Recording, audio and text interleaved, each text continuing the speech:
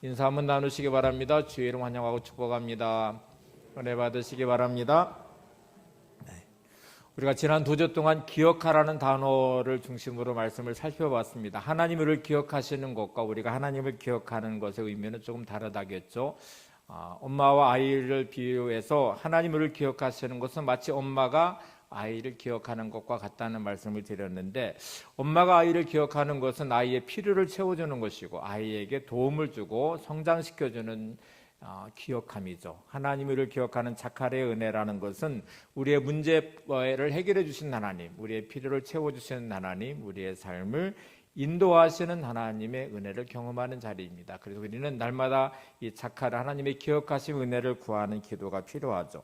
모세는 지난주에 이제 가나안 땅에 들어갈 이스라엘 백성을 향해서 하나님을 기억하라 하는 말씀을 전하면서 하나님을 잊어버리면 반드시 멸망할 것이다 하고 말씀이 그만큼 중요하다는 말이잖아요. 이거는 마치 아이가 엄마를 기억하는 것입니다. 아이는 필요한 것들이 많은데 엄마를 기억하는 것은 그 필요를 채워달라는 기억함이죠. 그래서 배고플 때 울고 엄마를 찾고 필요한 것마다 엄마를 찾으면서 구하는데, 우리가 하나님을 기억한다는 것은 우리의 삶의 필요를 공급해 주신 하나님을 기억하는 것이죠. 기억할 때는 말씀에 따라 순종하는 삶을 사는 것이고, 또 교만하지 않고 겸손하게 하나님을 의지하는 것이고, 또 하나님의 은혜를 기억하면서 오늘을 살 힘을 얻고 내일을 살 희망을 갖는 기억함이라는 말씀을 드렸어요. 그래서 여러분, 하나님을 날마다 기억하며 살아가는 은혜가 있기를 바랍니다. 그리고 하나님 저를 기억해 주옵소서 날마다 자카리의 은혜를 주시기를 또 기도하시면서 그 은혜를 누리며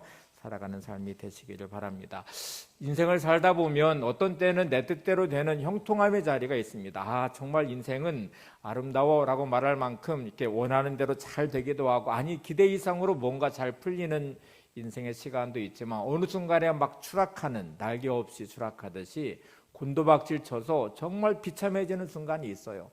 그게 내 삶을 너무 힘들고 고단하게 만들고 지치게 만들고 때로는 답이 없는 현실 앞에 절망하기도 합니다. 이렇게 인생의 시간들은 때로 예상치 못한 수많은 일들을 경험하며 뜻하지 않은 행운이 찾아오기도 하고 곤도박질 치듯 고통과 고난을 만나기도 합니다. 오늘 본문에 등장하는 제자들, 마태복음 14장에 등장하는 제자들의 모습도 곤도박질 치듯이 그 파도 앞에 절망하는 제자들의 모습을 보게 되는데요. 이 생사를 가늠할 수 없는 풍랑을 만나는 고통의 시간을 보냅니다. 그런데 바로 몇 시간 전만 해도 오병이의 기적을 행하는 기적의 자리에 있었거든요. 예수님이 보리떡 물고기 2마리로 5,000명을 먹이고 12바구니나 남기는 기적을 행했고, 기적의 자리에 제자들이 있었어요. 그리고 예수님 말씀에 따라 막 떡을 나눠주면서 계속 떼어줘도 줄어들지 않는, 아니 오히려 남아서 12바구니나 거두는 놀라운 기적을 체험한 제자들이 몇 시간 만에 지금은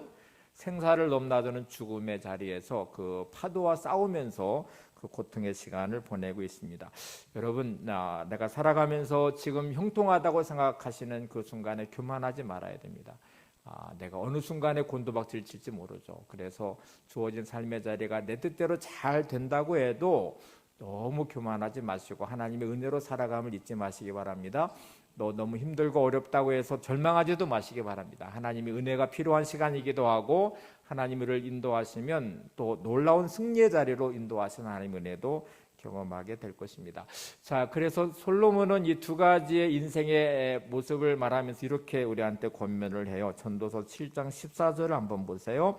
형통한 날에는 기뻐하고 곤고한 날에는 뒤돌아보아라. 이 두 가지를 하나님이 병행하게 하사 사람이 그의 장래 일을 능히 헤아려 알지 못하게 하셨느니라.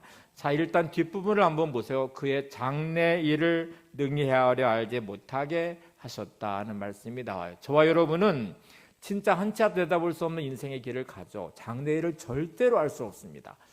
정말 잘 될 것 같았는데 순식간에 곤두박질치죠. 지난 3년여의 코로나19 상황을 누가 예상을 했겠어요. 이런 일들을 경험하기도 하죠.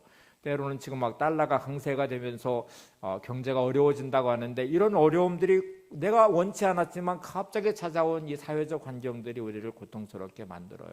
개인적으로 때로는 이런저런 일들을 경험하면서 추락하듯이 정말 비참해지는 순간이 있어요. 또 어느 때에는 너무너무 잘 되는 시간들도 있잖아요. 그러면 우리가 알 수 없는 이 시간들을 살아가는데 어떻게 해야 될까? 솔로몬이 준 지혜는 두 가지를 항상 잊지 말라고 말합니다. 첫 번째는 형통한 날에는 기뻐해라 하고 말합니다. 형통하고 잘 될 때는 기뻐한다는 말은 기쁨을 주신 하나님을 기억하는 것이고 하나님을 찬양하는 것이고 감사하는 것이죠.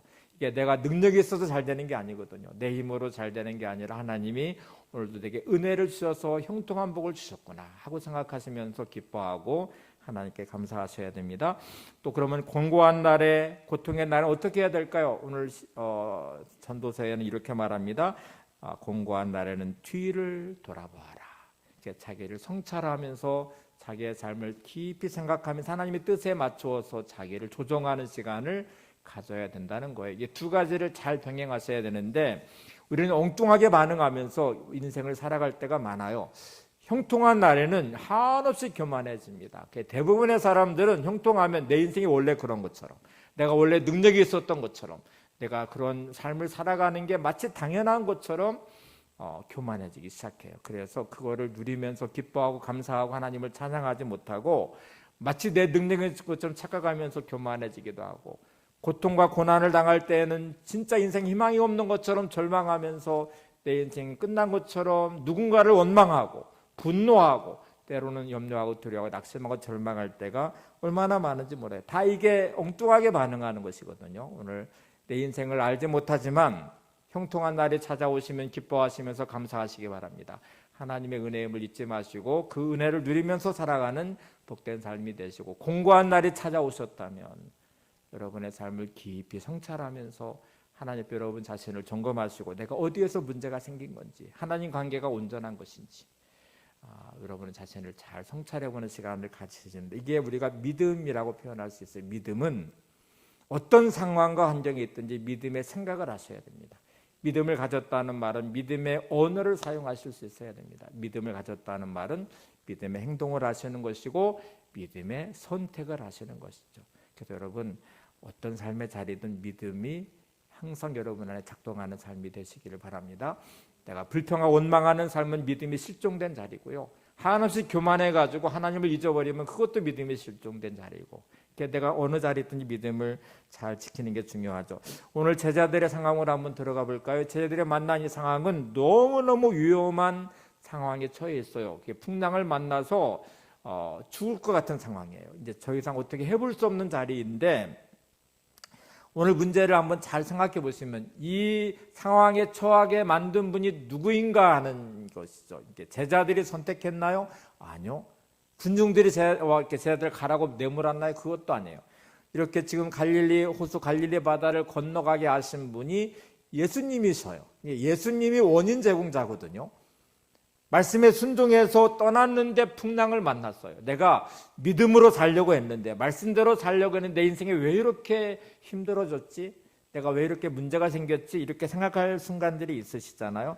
자, 이제 여기를 잊지 마셔야 됩니다. 지금 이 모든 삶을 인도하시고 또 그곳에 건너가게 하신 분은 예수님이시라는 것. 마태복음 14장 22절 한번 보세요.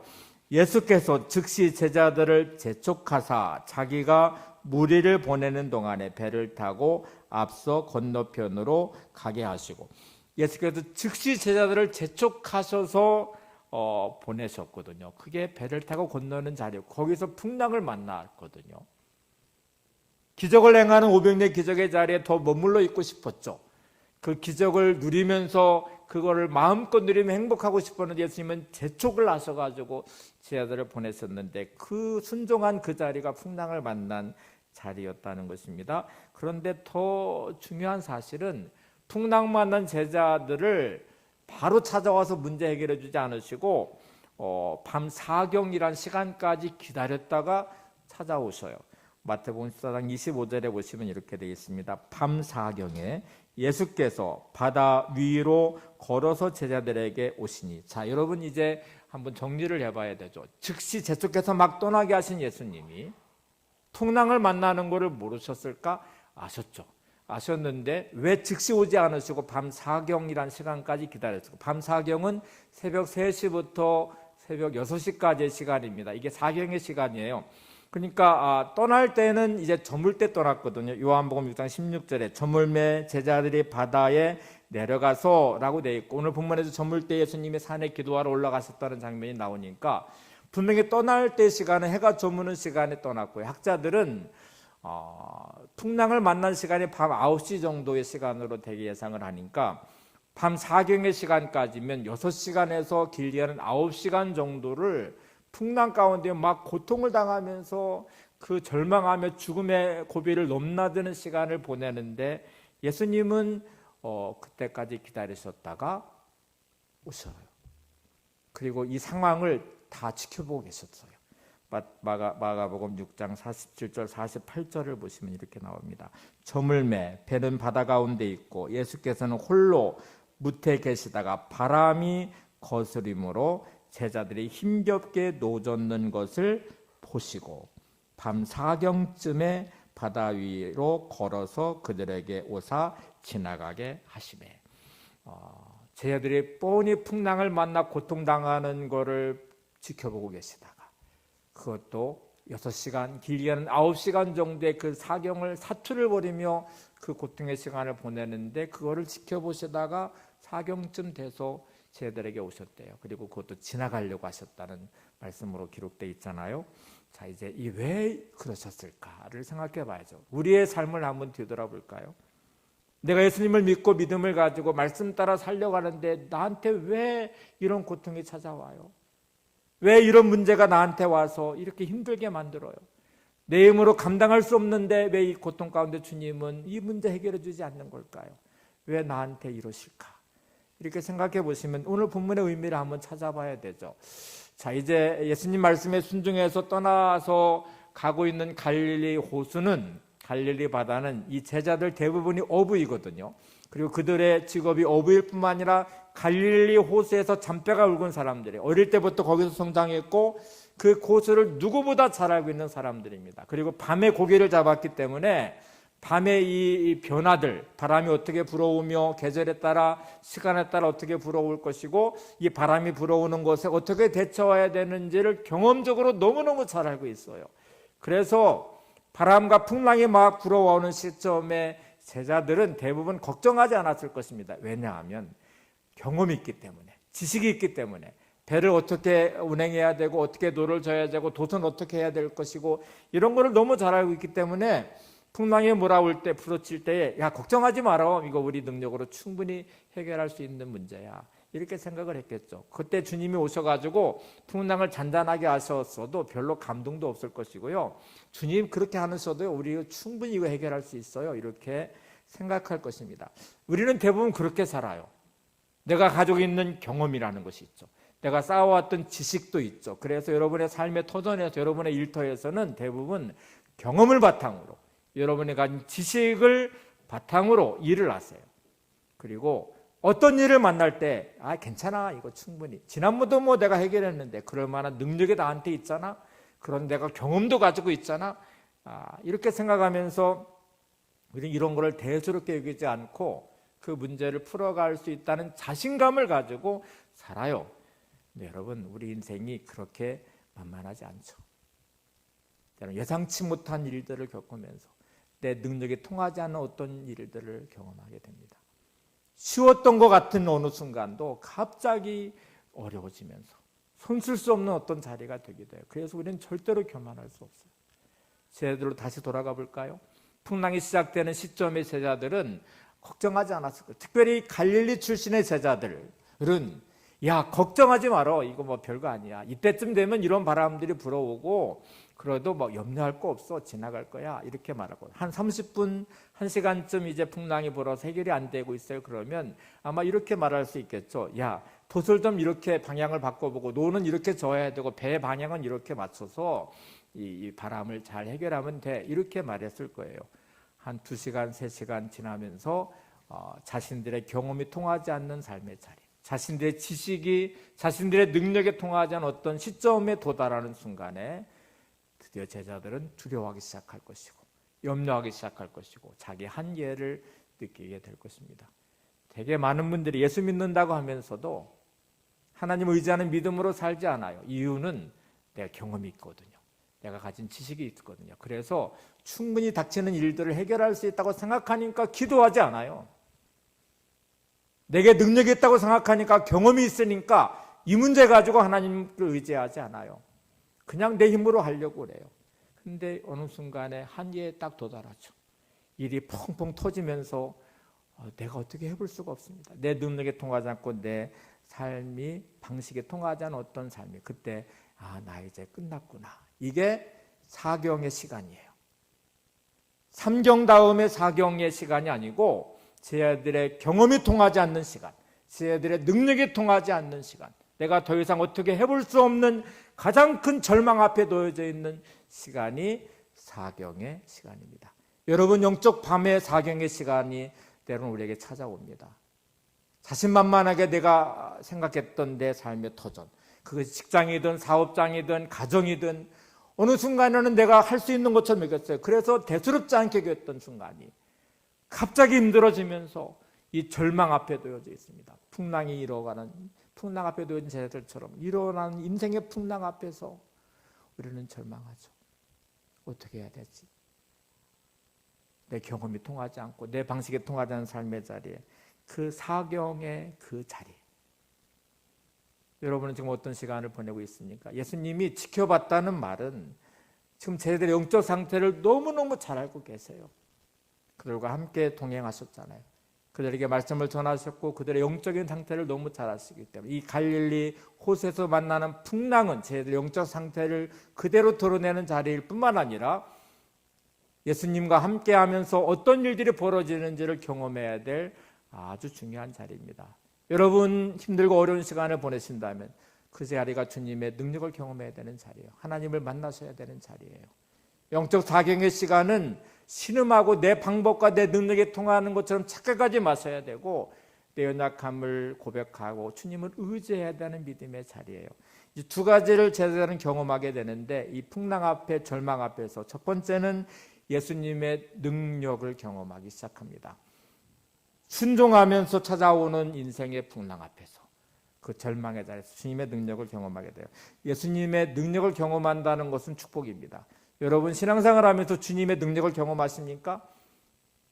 삶에서 날마다 나의 능력만 경험하죠. 나의 경험을 쌓아가면서 마치 자신만만하게 살아가다가 문제를 만나면 절망하고 분노하고 원망하고 막 이렇게만 가지, 그 자리가 믿음의 자리가 돼서 주님의 능력을 경험하면서 주님과 함께하는 영적으로 더 깊어지는 성숙한 자리가 돼야 되는데, 이런 많은 문제를 만날 때마다 그냥 걸림돌처럼 넘어지기만 해요.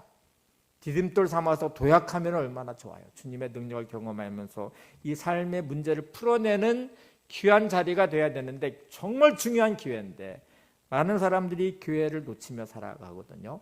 자, 이제 이 자리를 한번 생각해 보시죠. 지금 12명의 제자가 순종하며 떠난 자리인데 순종해서 만난 풍랑입니다. 순종했는데 만난 풍랑. 이게 얼마나 억울한 듯 보이는 자리예요. 근데 여러분, 한번 이렇게 가정을 한번 내볼게요. 예를 들어 2명의 제자는 주님, 오병이어 기적을 행한 자리가 얼마나 좋아요. 저는 여기 며칠 더 머물다가 갈게요. 이거 좀 더 누리다가 갈게요. 하고 이제 불순종을 했어요. 근데 10명의 제자만 그래도 주님 말씀하시 재촉해서 막 보내시니까 그냥 떠나야지. 그리고 그냥 미련이 있지만 떠났어요. 떠나는데, 순종에 떠나는데 만난 풍랑, 다음 사경의 시간을 보내고 있네요. 그러면 떠나지 않은 제자들은, 야 봐라, 우리가 정말 잘했잖아. 안 떠났으니까 풍랑도 안 만났잖아. 이런 어려움도 안 겪고 있잖아. 하고 생각하면서 아주 그냥 기분 좋아할 수 있는 자리가 이제 있겠죠. 근데 교회 안에 이 2명의 제자들 같은 사람들이 의외로 많습니다. 자기 방식대로 신앙생활을 해요. 예배 드리는 것도, 기도하는 것도, 헌신하고 사역하는 것도 자기 기준이에요. 그러니까 내가 바쁘면 뭐 언제든지 빠질 수 있고, 내가 바쁘면 기도도 안 하고, 뭐 형편 따라 헌금도 드렸다 안 드렸다 할 수 있고, 봉사하고 사역하는 것 그냥 내가 시간 나면 하면 되지, 이렇게 생각하는 자기 기준으로 신앙생활을 하는데 문제 없거든요. 그냥 인생이 뭐 큰 문제 없이 그냥 잘 풍랑을 안 만났어요. 그러면 야 봐라, 이렇게 믿어도 괜찮잖아. 이렇게 신앙생활해도 괜찮잖아. 이렇게 생각해요. 예배에 대한 감동도 없는데 그냥 습관 따라 나와서 예배를 드려요. 그것도 대단한 거죠. 지루한도 예배를 지켜보다가 그냥 또 가요. 그러다가 일주일 살다가 또 교회 와요. 그러니까 인생을 살면서 하나님을 경험할 수 있는 삶의 자리가 없거든요. 그냥 습관 따라서 신앙생활을 하니 별일도 없지만 그렇다고 하나님의 능력을 경험하는 삶도 아니에요. 은혜가 뭔지도 잘 모르겠어요. 말씀의 능력이 뭔지도 모르겠어요. 가지고 씨름하거나 환경 안에 믿음으로 서보지 않았으니 경험할 일도 없어요. 10명의 제자는 순종하면서 풍랑을 만나지만 그 풍랑 중에 찾아오시는 예수님을 통해서 경험을 하기 시작합니다. 풍랑을 잔잔하게 하시는 예수님, 바람을 잠잠케 하시는 예수님. 다음 주에 이제 이어서 말씀을 살펴볼 텐데요. 그 하나님의 능력을 경험하는 자리가 돼요. 모험하고 도전할 때 하나님의 능력을 경험하는, 다음 주 베드로를 볼 텐데 물 위를 걷는 베드로를 봐요. 모험하고 도전하니까 누구도 경험할 수 없는 하나님의 능력을 경험하게 되거든요. 어떤 분이 이렇게 말을 했어요. 저 처음 예수 믿을 때는요, 너무 쉬웠어요. 예수 믿는 게 너무 쉽고요, 신앙생활하는 게 너무 쉬웠어요. 근데 지금 저는 예수 믿는 게 너무너무 어려워요. 너무너무 힘들어요. 완전히 역설적이잖아요. 아니, 신앙생활을 오래 하면 할수록 더 쉬워져야 될 것 같은데 왜 이분은 처음 예수 믿는 게 쉬웠는데 지금은 너무너무 어렵다고 말할까? 달라졌기 때문에 그래요. 처음 예수 믿을 때는 내 기준으로 믿었어요. 내 마음대로 믿었어요. 예배 드리고 싶으면 드리고, 드리기 싫으면 안 드리고, 기도하고 싶으면 하고, 하기 싫으면 안 하고, 봉사하고 싶으면 하고, 하기 싫으면 안 하고, 헌금 드리고 싶을 때 드리고, 어려워지면 안 드리고. 그러니 이게 얼마나 쉬워요.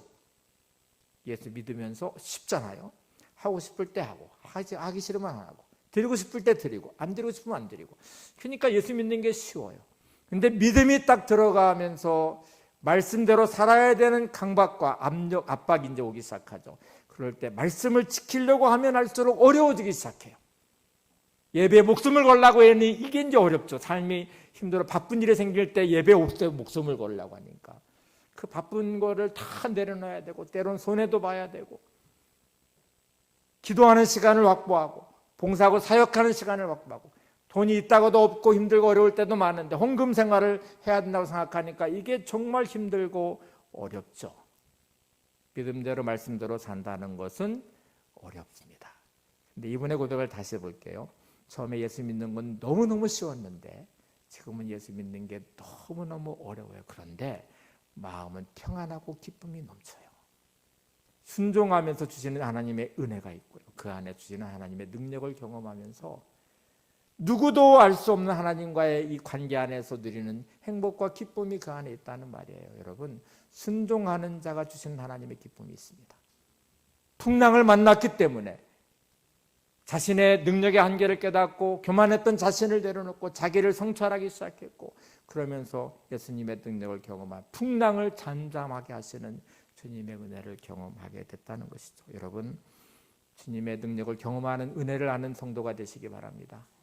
매일매일 살아가는 삶에 함께 하시는 하나님, 나를 도우시는 하나님, 오늘도 내가 하나님을 의지할 때 기가 막힌 은혜로 나의 삶을 인도하시는 하나님, 정말 불가능한 것 같은 상황 가운데 나에게 문제를 풀어주신 하나님의 기적을 경험하고, 내 힘과 내 능력으로 안 되는 삶의 자리에서 하나님이 역사하심을 경험하고, 맞아, 하나님은 이런 분이시지, 하나님은 이런 분이시지. 내가 그런 경험을 하면서 더 깊은 신앙의 자리로, 믿음의 자리로 나가면서 내가 삶을 경험하면서 그 은혜를 누리며 살아가는 것이 얼마나 기쁨이고 행복이에요.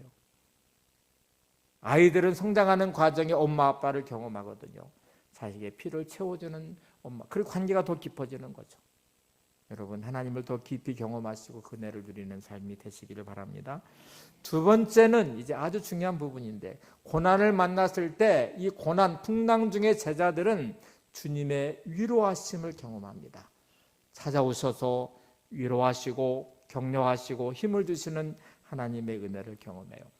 뇌를 만드는 세포하고 피부를 만드는 세포가 동일하다고 합니다. 그래서 이 피부의 감각들이 뇌에 고스란히 전달이 돼요. 그래서 이게 살면서 여러분 같은 세포로 구성되어 있기 때문에 피부의 감각은 뇌로 곧바로 전달돼서 이제 그 감정을 느끼게 되는 것이죠. 아프고 또 간지럽고 뭐 이런 모든 감정들은 뇌가 다 자각하는 것이거든요. 그래서 이제 실험을 하나 해봤어요. 이게 피부의 세포하고 뇌의 세포가 같은 세포로 이루어져서 이렇게 공감이 되는 것인데, 이게 어떤 의미일까? 원숭이 새끼를 가지고 실험을 해봤다고 합니다. 원숭이 새끼를 가지고 엄마 모형의 원숭이를, 하나는 아주 딱딱하고 재질이 안 좋은 상태의 원숭이 엄마 모양을 만들었는데, 그 젖꼭지에는 우유를 공급할 수 있는 장치를 해놨어요. 근데 하나는 푹신푹신한 엄마 모양의 원숭이를 만들어 놨는데, 거기는 젖꼭지에 우유가 나오지 않아요. 그러니까 새끼 원숭이는 배고플 때 먹어야 되잖아요. 먹어야 되니까 먹어야 될 때는 딱딱한 그 모형이 있는 엄마 원숭이에 가서 젖을 빨아서 우유를 먹어요. 그런데 거기에 머물러 있지 않아요. 우유를 먹자마자 곧바로 대부분의 시간은 푹신한 원숭이 엄마 모형 안에서 쉬고 있더래요. 자, 이제 아주 중요한 부분이에요. 여러분, 우리는 다 위로가 필요한 사람들이에요. 살면서 먹고 사는 문제가 해결됐다고 행복하지 않아요. 관계 안에서 누군가를 위로하고 격려하는 관계가 있을 때 사람은 안정감을 누리게 되고요, 행복해질 수 있습니다. 영국의 분인 브루크라는 분이 있었는데, 이분이 영국에서 미국으로 떠날 일이 생겨서 이제 미국에 가야 됐어요. 그런데 한국에 딱 도착해서 보니까 그때 영국에서 미국으로 떠나는 많은 사람들은 환송을 나는 가족들이 있고 친구가 있고 이웃이 있어서 헤어짐의 아쉬움 안에 서로 포옹하기도 하고 잘 갔다 오라고 격려하기도 하고 또 배를 잘 때 막 손을 흔들어주면서 환송을 해주고 그랬어요. 근데 브루크는 자기 혼자 한국에 왔어요. 아무도 자기를 미국에 먼 길을 떠나는데 환송해주는 사람이 없었어요.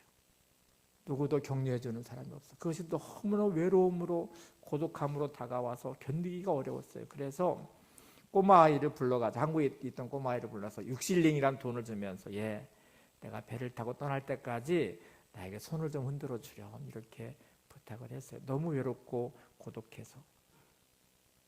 근데 배를 타고 나서 그 6실링을 받은 꼬마아이가 열심히 손을 막 흔들어 줬어요. 그때 브루크가 느낀 감정을 글에다 이렇게 썼습니다.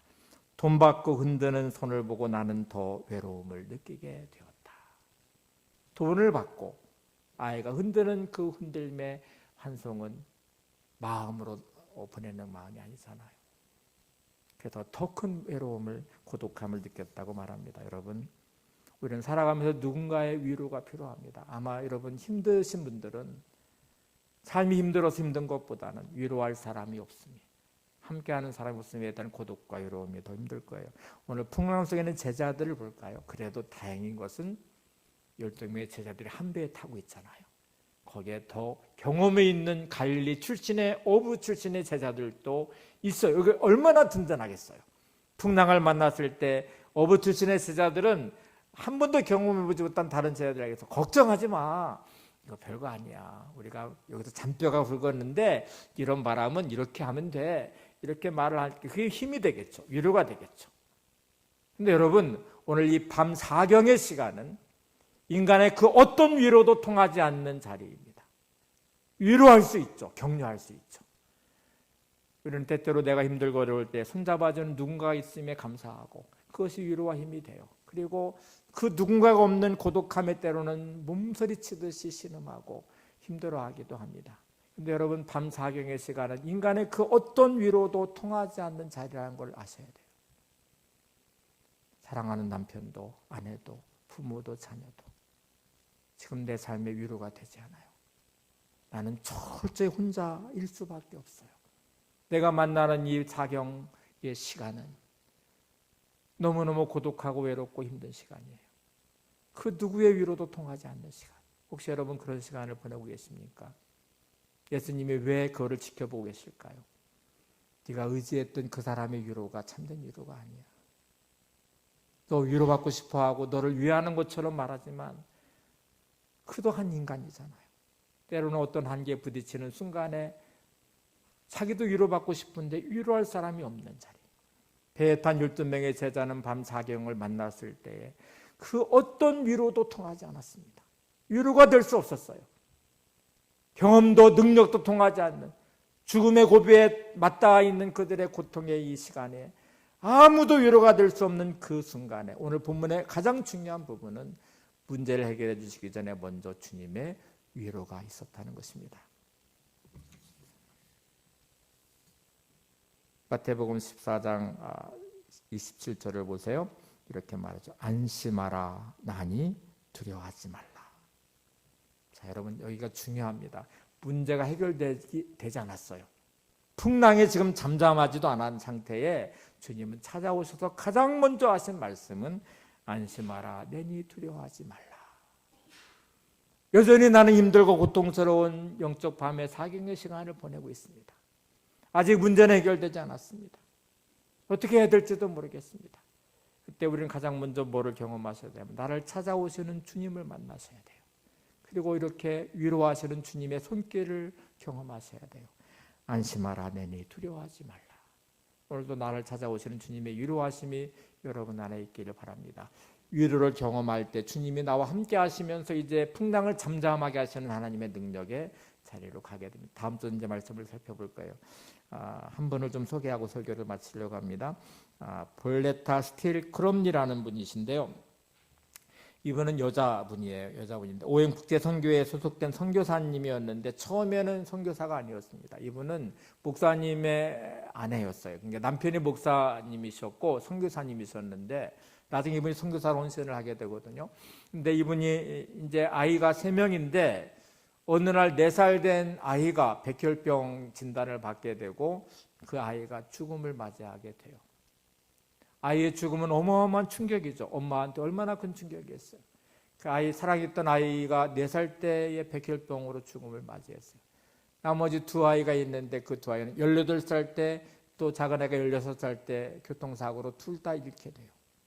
같이 차를 타고 가다가 교통사고를 당해서 두 아이가 다 죽음을 맞이했어요. 3명의 자녀가 그런 아픔 가운데 백혈병으로 교통사고로 죽음을 맞이했어요. 남편이 목사님이고 선교사님이었는데 남편은 임파선 호치킨 병으로 또 남편도 죽음을 맞게 돼요. 홀로 남아 있습니다. 여러분, 믿음을 가지고 귀한 사역을 감당하고 말씀대로 살아가는 이 가정 안에 왜 이런 일이 벌어졌을까? 제 아이의 죽음과 남편의 죽음을 겪고 나서 근데 이분은 무너지지 않았어요. 볼테라 스틸 크롬니는 혈혈단신으로 주 앞에 헌신하고 결단하며 대만의 선교사로 떠나게 됩니다. 대만 땅에 선교사로 가서 복음을 막 전하는데 쉬운 7살 때에 그 선교를 하다가 거기서 성폭행을 당하게 돼요. 몸이 만신창이 듯 망가져 버렸습니다. 그래도 무너지지 않고요. 그는 책을 쓰기 시작했어요.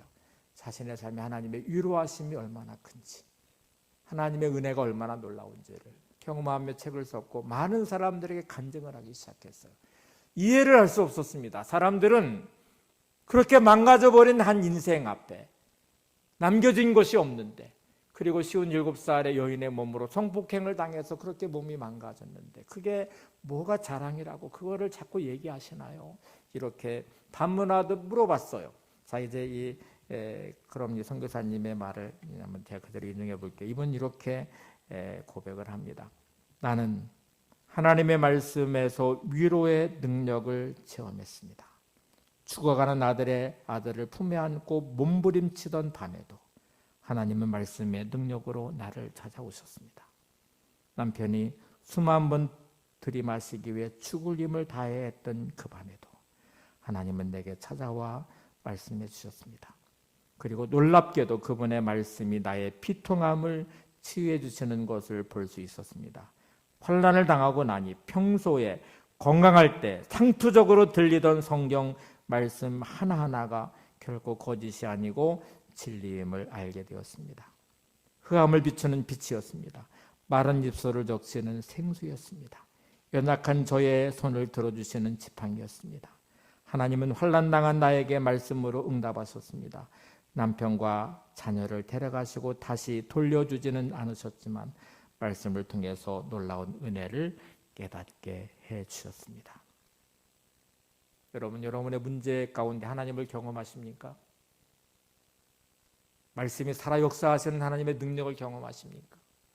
고통 가운데 있을 때 나를 위로하시는 하나님, 내 힘으로 감당할 수 없는 풍랑 앞에 절망 앞에 놓여 있을 때 이 풍랑을 잠잠케 하시는 하나님, 내 힘으로 해결할 수 없는 문제 앞에서 하나님을 의지하며 기도해야 할 때 나를 찾아와 나의 손 잡아주시고 오늘도 내게 역사하신 하나님의 기적을 경험하십니까?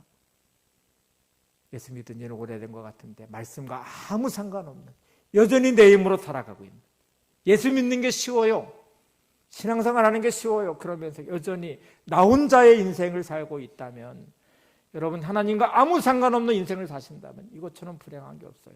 살아계신 하나님을 내가 오늘 만나야 되죠. 말씀의 능력을 오늘 내가 경험해야 되죠. 아무도 위로할 수 없는 상황 가운데 나를 찾아와 위로하시는 하나님의 위로하심을 경험해야 되죠. 신앙은 그런 것이어야 되잖아요. 믿음은 오늘 나를 그렇게 세우셔야 되잖아요. 오늘 그럼리 선교사님은 남편과 세 자녀가 하나님 나라에 있음이 감사하고 기뻤고, 오늘 내가 살아가기 벅찬 내 삶에 하나님이 함께 하시고 위로하심이 너무 기쁘고, 인생의 순례길을 가는 여정 안에 위로하신 하나님과 동행하면서 오늘도 내 삶을 인도하시는 하나님의 은혜를 날마다 누리는 기쁨이 있었습니다. 여러분 믿음 안에 이 기쁨을 누리시기를 바랍니다. 하나님의 위로하심을 경험하시기 바랍니다. 하나님의 능력을 경험하는 승리자의 삶이 되시기를 바랍니다. 함께